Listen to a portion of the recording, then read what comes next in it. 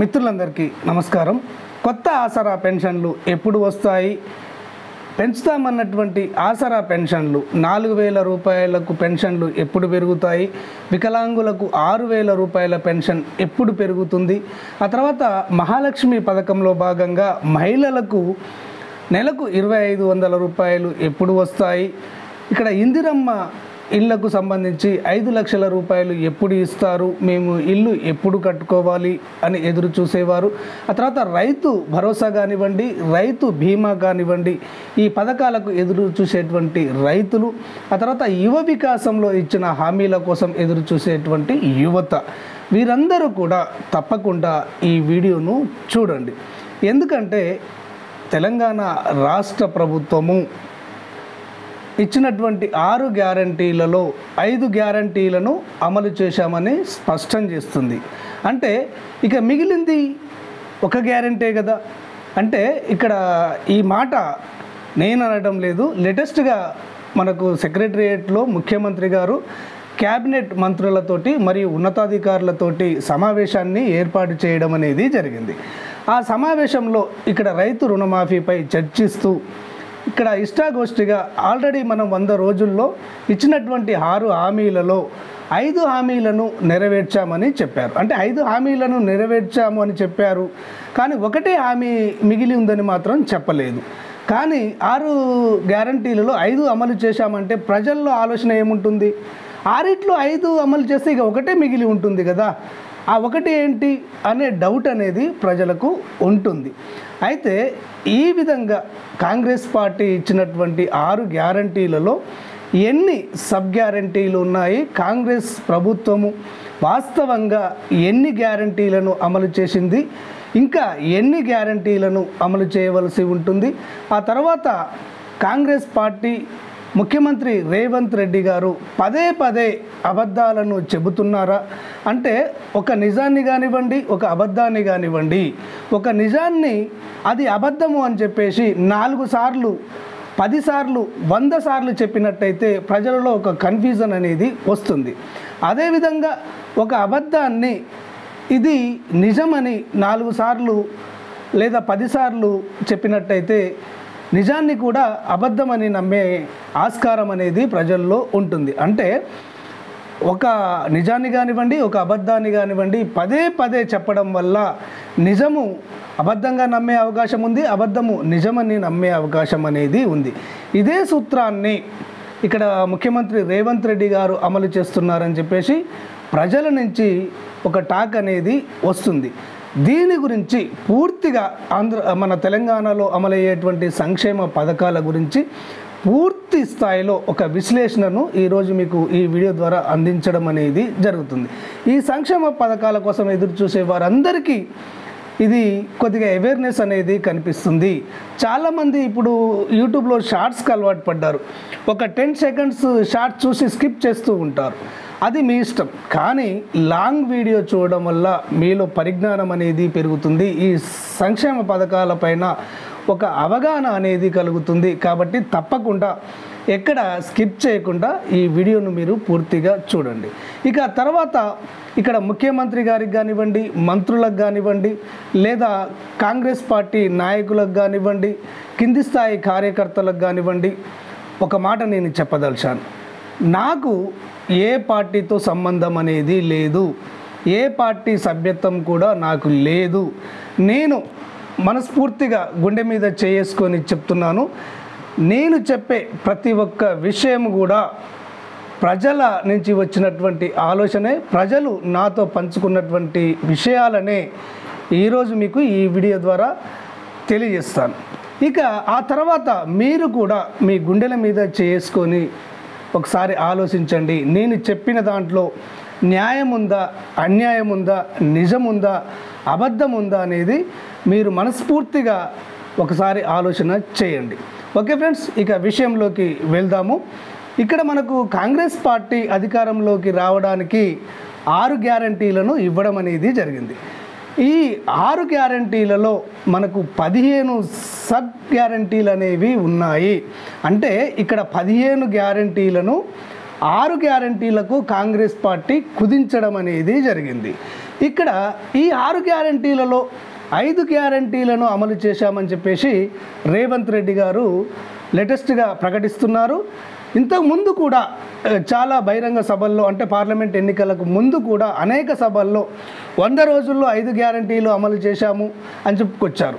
అయితే ఇక్కడ ఈ 6 గ్యారంటీల్లో వాళ్ళు అమలు చేసినటువంటి పథకాలు ఏంటి, ఇంకా అమలు చేయవలసినటువంటి సబ్ గ్యారంటీలు ఏంటి అన్న విషయాన్ని ఒకసారి మనం పరిశీలించినట్లయితే ఇక్కడ మొదటి గ్యారంటీ మహాలక్ష్మి పథకం. ఈ మహాలక్ష్మి పథకంలో 3 గ్యారంటీలు ఇవ్వడం అనేది జరిగింది.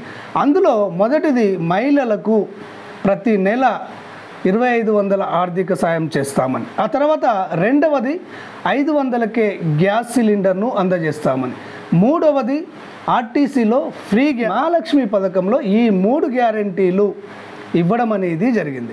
అయితే ఇప్పుడు రేవంత్ రెడ్డి గారు చెప్తున్నది ఏంటి అంటే ఇందులో 2 గ్యారంటీలు అమలు చేశామని చెప్తున్నారు. 500కే గ్యాస్ సిలిండరు మరియు ఆర్టీసీలో ఫ్రీ సౌకర్యం, ఈ 2 అమలు చేయడం అనేది జరిగింది. అయితే ఈ 2 పథకాల పైన కూడా ప్రజలు సంతృప్తిగా లేరు, వారిలో ఒక వ్యతిరేకత భావన అనేది ఉంది. ఈ 2 పథకాలు మాకు అమలయ్యాయని సంతోషంగా మాత్రము లేరనే చెప్పాలి.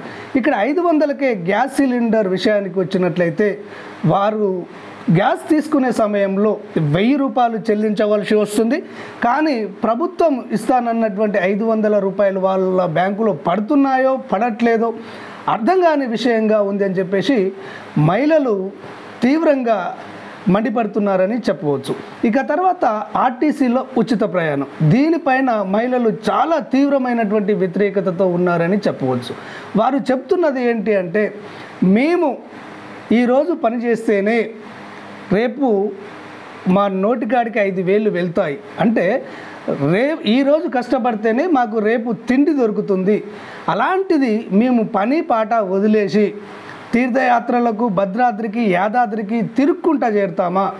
ఎన్నడో నక్కమొకాన అంటే అదేదో చేసినట్టు బిడ్డింటికో లేకపోతే కొడుక్కాడికో బంధువుల ఇంటికో ఎన్నడో ఒకనాడు అమాస పుణ్యానికో ఒకనాడు వెళ్తాము. ఆ వెళ్ళినప్పుడైనా ఒక 100 రూపాయల ఛార్జీ మేము పెట్టుకోలేమా? ఈ ఫ్రీ బస్సు వల్ల చాలా అసౌకర్యాలు కలుగుతున్నాయని మహిళలు మండిపడుతున్నారు. అయితే ఈ ఫ్రీ బస్ సౌకర్యం ఎవరికి అనుకూలంగా ఉంటుంది అంటే ఇక్కడ ఉద్యోగస్తులు ఉంటారు. ఒక 30-40 కిలోమీటర్ల దూరంలో ఉద్యోగం చేసే వాళ్ళు ఎవరైతే ఉంటారో డైలీ వారు ఆ బస్సులో ఎక్కి ఆ 40-50 కిలోమీటర్ల దూరంలో ఉన్నటువంటి ఉద్యోగంలో వారి పని పూర్తి చేసుకొని మళ్ళీ సాయంత్రం తిరిగి వస్తారు. ఆల్రెడీ ఉద్యోగస్తులకు 1,00,000 రూపాయల జీతం వస్తుంది. వీరికి ఈ బస్ సౌకర్యం అనేది కన్వీనెంట్గా ఉంది. వీరికి ఈ ఉచిత బస్ సౌకర్యం కల్పించడం అవసరమా అని చెప్పేసి పేద ప్రజల నుంచి వస్తున్నటువంటి ఒక వ్యతిరేకత భావన. ఇక తర్వాత రేపటి గురించి ఏ చీకు చింత లేనటువంటి వాళ్ళే తీర్థయాత్రలకు వెళ్తారు, యాదాద్రికి వెళ్తారు, భద్రాద్రికి వెళ్తారు. వీళ్ళంతా ధనవంతులే కదా, వీరికి ఫ్రీ బస్ సౌకర్యం కల్పించవలసినటువంటి అవసరం ఏముంది అని చెప్పేసి ప్రజల నుంచి వినిపిస్తున్నటువంటి మాట. అంటే ఇక్కడ మహాలక్ష్మి పథకంలో 3 గ్యారంటీలలో 2 గ్యారంటీలను అమలు చేసినా కానీ ఆ 2 గ్యారంటీల వల్ల ప్రజలు సానుకూలంగా లేరనే చెప్పాలి. ఇక తర్వాత ముఖ్యమైన గ్యారంటీ ఏంటి? మహాలక్ష్మి పథకం ద్వారా నెలకు 2500 ఆర్థిక సాయం మహిళలకు చేస్తామని. ఈ పథకాన్ని అమలు చేశారా? కనీసం దీని గురించి రివ్యూ చేశారా? ఆలోచన చేస్తున్నారా? ఈ పథకం ఎప్పుడు అమలు అవుతుందా అని చాలామంది ఎదురు చూస్తున్నారు. కొత్త కోడళ్ళు అయితే మాత్రము ఇక్కడ మా అత్తకు 4000 పెన్షన్ వస్తుందట, నాకు 2500 మహాలక్ష్మి స్కీమ్ వస్తుందని కోడళ్ళు ఎదురు చూస్తున్నారు. ఇక్కడ పెన్షన్దారులు యొక్క భార్యలు కూడా మా ఆయనకు పెన్షన్ వచ్చినా కానీ నాకు మహాలక్ష్మి స్కీమ్ ద్వారా 2500 వస్తాయని చెప్పేసి పెన్షన్దారుల భార్యలు కూడా చాలామంది ఎదురు చూస్తున్నారు. అదేవిధంగా వికలాంగులకు సంబంధించినటువంటి భార్యలు కూడా వారు కూడా నా భర్తకు 6000 రూపాయలు పెన్షన్ వస్తే నాకు 2500 మహాలక్ష్మి ద్వారా వస్తాయి, మా కుటుంబానికి ఆసరా అవుతాయి అని చెప్పేసి ఈ ఆసరా పెన్షన్దారుల యొక్క భార్యలు కూడా ఈ మహాలక్ష్మి ద్వారా వచ్చే 2500 కోసము వాళ్ళు ఎదురు చూస్తున్నారని చెప్పవచ్చు. కానీ దీని గురించి మీరు ఎలాంటి ఆలోచన అనేది చేయట్లేదు.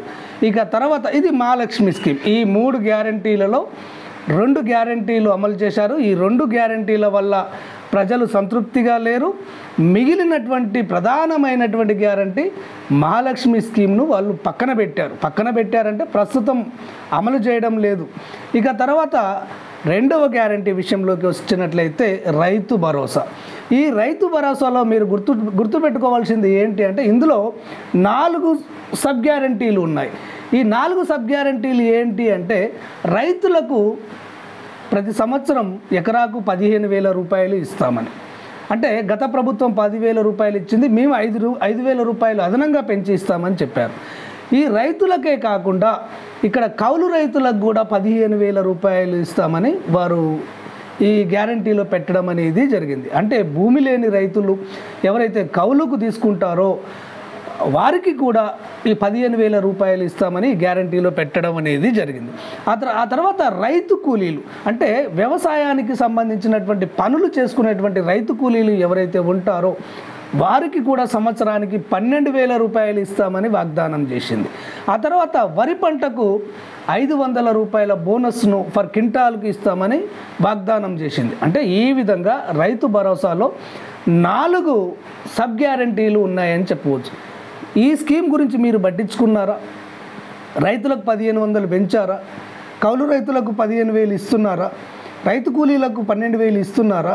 క్వింటాల్కు బోనస్ 500 రూపాయలు ఇస్తున్నారా? ఈ పథకాన్ని అమలు చేయడానికి మీరు రైతుల ద్వారా సంప్రదింపులు జరుపుతున్నామని, ఇక్కడ క్యాబినెట్ సబ్ కమిటీలో చర్చించామని కాలయాపన చేస్తున్నారు. కానీ ఈ స్కీమ్ ఇంప్లిమెంటేషన్ గురించి మీరు ఎక్కడ శ్రద్ధగా ఆలోచన చేసి ఈ పథకాన్ని అమలు చేసేటువంటి అవకాశం అనేది కనిపించడం లేదని చెప్పేసి ప్రజల నుంచి వినిపిస్తున్నటువంటి ఒక టాక్.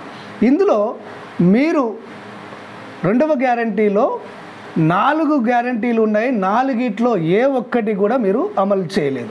ఆ తర్వాత గృహజ్యోతి. ఈ గృహజ్యోతికి సంబంధించి 200 యూనిట్ల వరకు ఫ్రీ విద్యుత్తును అమలు చేస్తామని, ఇది మీరు 100% అమలు చేయడం అనేది జరిగింది. కానీ ఇక్కడ ఒక మాట మీకు తప్పకుండా వినిపించాలి. అయితే ఈ ఫ్రీ విద్యుత్ వచ్చిన కానించి గ్రామీణ ప్రాంతాల్లో అయితే మాత్రము ప్రతిరోజు ఒక 20-30 సార్లు కరెంటు పోతుంది వస్తుంది. దీనివల్ల పేద ప్రజల ఇళ్లలో ఉన్నటువంటి టీవీలు కానివ్వండి, ఫ్యాన్లు కానివ్వండి, ఇతర ఎలక్ట్రికల్ సామాగ్రి అవి కాలిపోతున్నాయి. లో వోల్టేజీకి అవి పనికి రాకుండా పోతున్నాయి. ఇదొకటి ప్రజల నుంచి తీవ్రంగా వినిపిస్తుంది. గతంలో ఒక 10 నిమిషాలు కూడా కరెంటు పోయేది కాదు. ఈ కాంగ్రెస్ గవర్నమెంట్ వచ్చిన తర్వాత రోజుకు ఒక 10-20 సార్లు కరెంటు పోతుంది.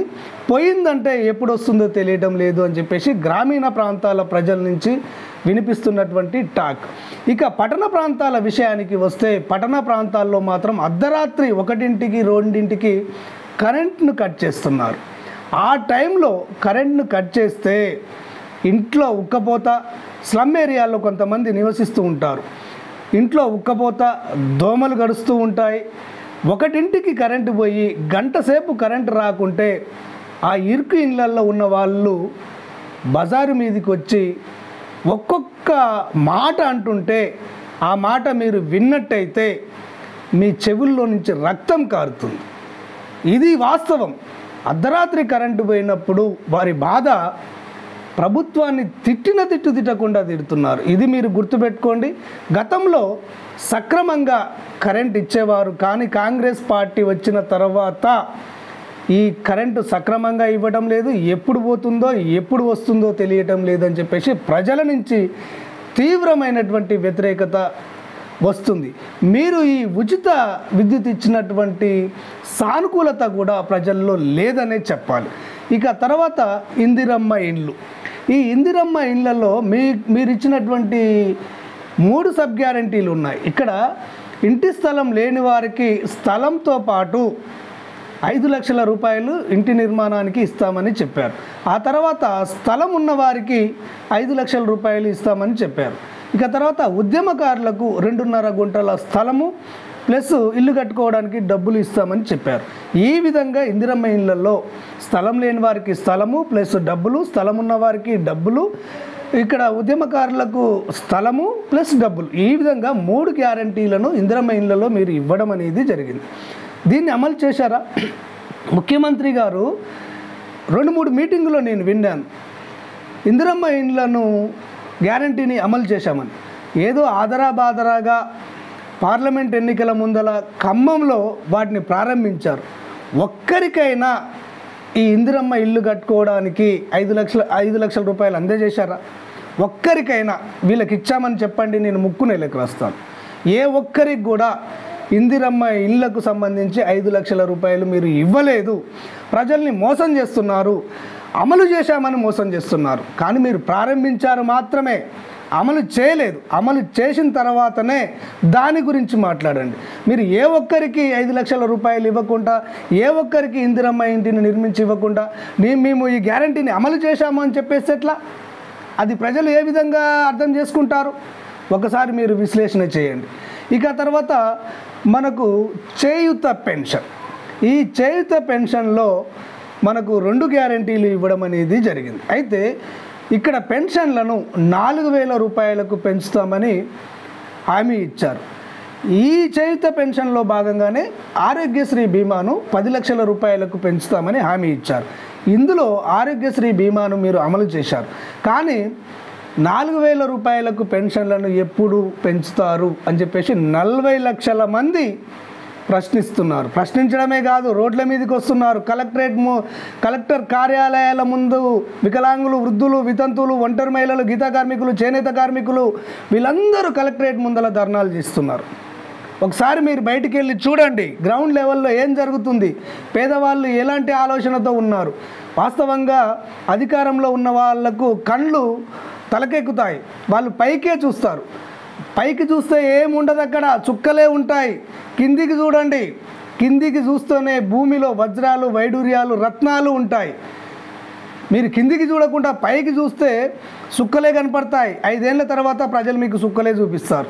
గత ప్రభుత్వంలో అదే జరిగింది, ఈ ప్రభుత్వంలో కూడా అదే జరుగుతుంది. ఇది మీరు గుర్తుపెట్టుకోవాలి. ఈ యువ వికాసం గ్యారంటీ అనేది 6వ గ్యారంటీ.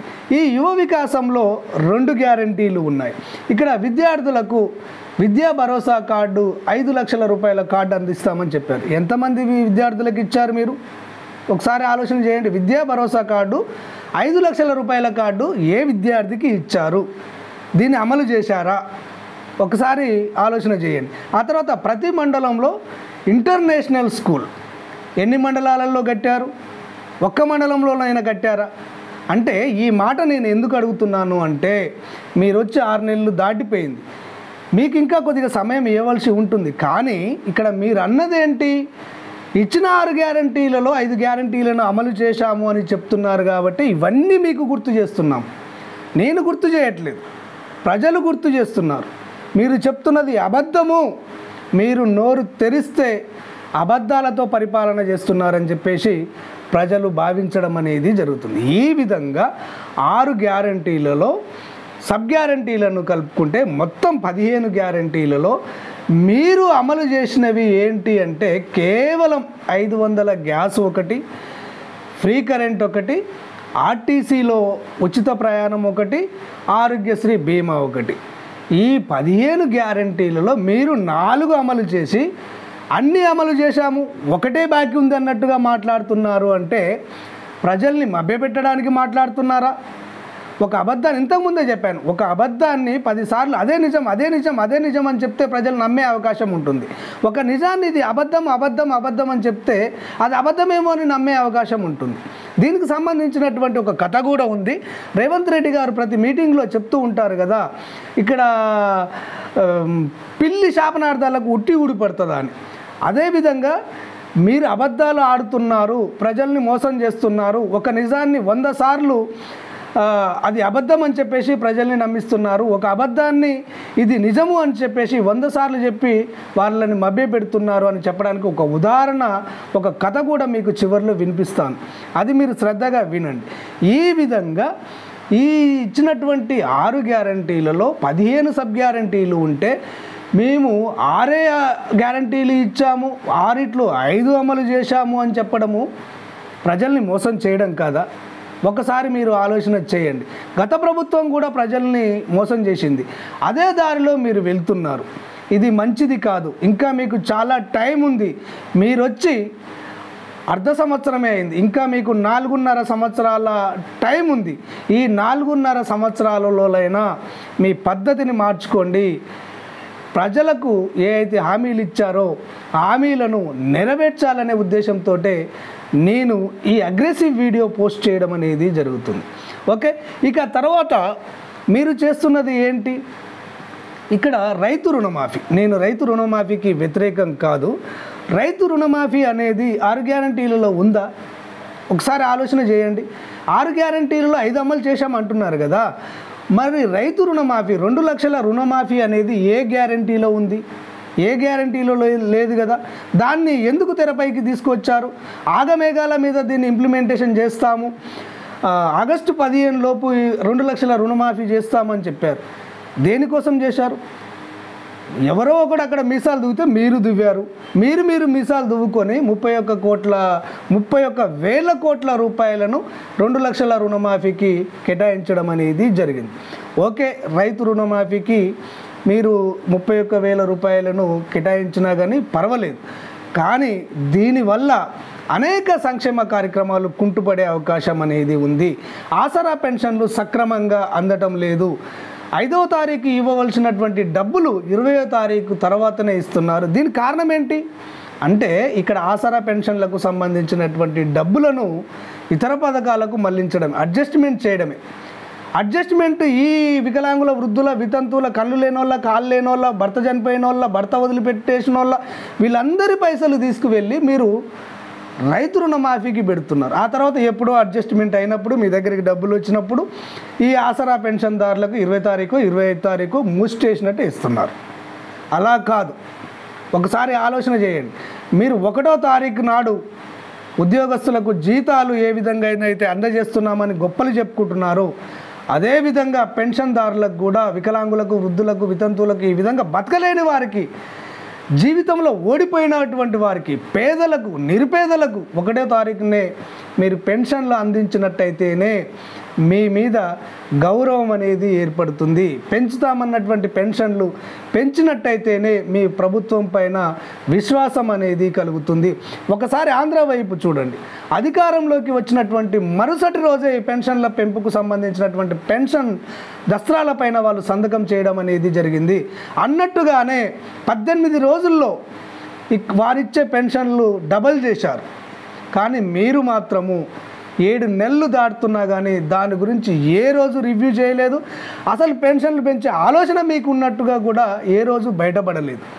అలా కాదు, దయచేసి ఈ 43 లక్షల మంది బతకలేనోళ్ళు కాబట్టి వీరికి మీరు ఇచ్చినటువంటి పెన్షన్ హామీని వెంటనే వృద్ధుల, వితంతువుల పెన్షన్ను 4,000కు, వికలాంగుల పెన్షన్ను 6,000 రూపాయలకు పెంచాలని నేను డిమాండ్ చేస్తున్నాను.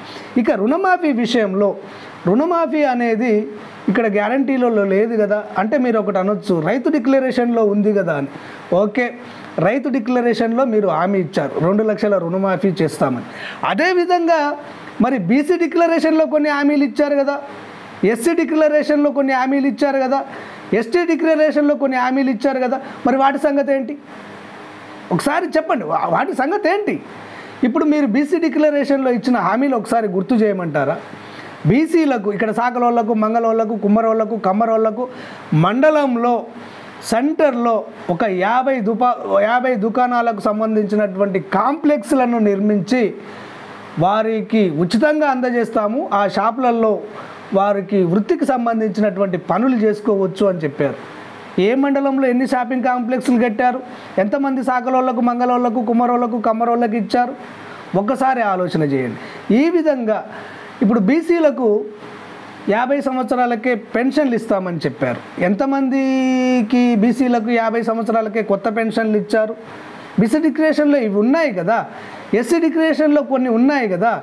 ఈ డిక్లరేషన్లో ఉన్న వాటిని విస్మరించి కేవలం రైతు డిక్లరేషన్లో ఉన్నటువంటి రుణమాఫీ పైనే దృష్టి పెట్టి దానికి ఒక టైం లిమిట్ పెట్టి మీరు దాన్ని ఛాలెంజ్గా తీసుకొని దాన్ని అమలు చేస్తున్నారు.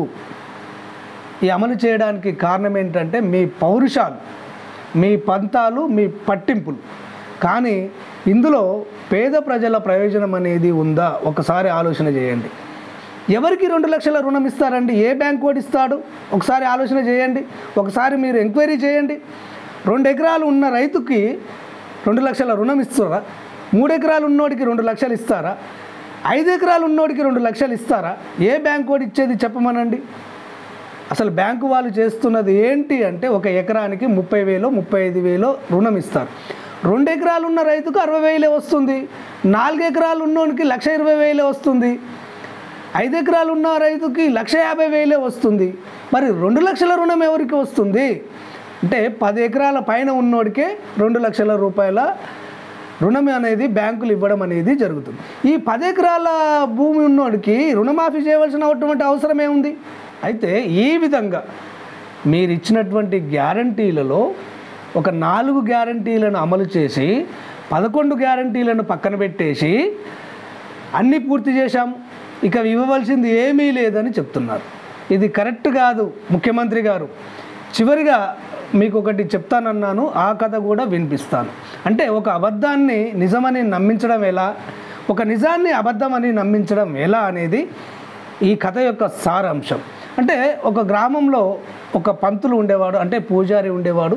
అతడు ఒక యాగాన్ని తలపెట్టి ఆ యాగానికి ఒక నల్ల మేక అవసరమైంది. ఆ నల్ల మేకను కొనుగోలు చేయడానికి అతని గ్రామం నుంచి ఒక 3 కిలోమీటర్ల దూరంలో ఉన్నటువంటి సంతకు వెళ్ళి ఆ నల్ల మేకని కొనుక్కునే సందర్భంలో అమ్మేవాడికి ఈ విషయం చెప్పాడు, నేను యాగం చేస్తున్నాను, నల్ల మేక అవసరమైందంటే ఒకే పంతులు గారు 5,000 ఇవ్వండి అని చెప్పేసి 5,000 తీసుకొని ఆ ఒక నల్ల మేకకు ఒక తాడును మెడకు కట్టి ఇతనికి చేతికి ఇవ్వడం అనేది జరిగింది.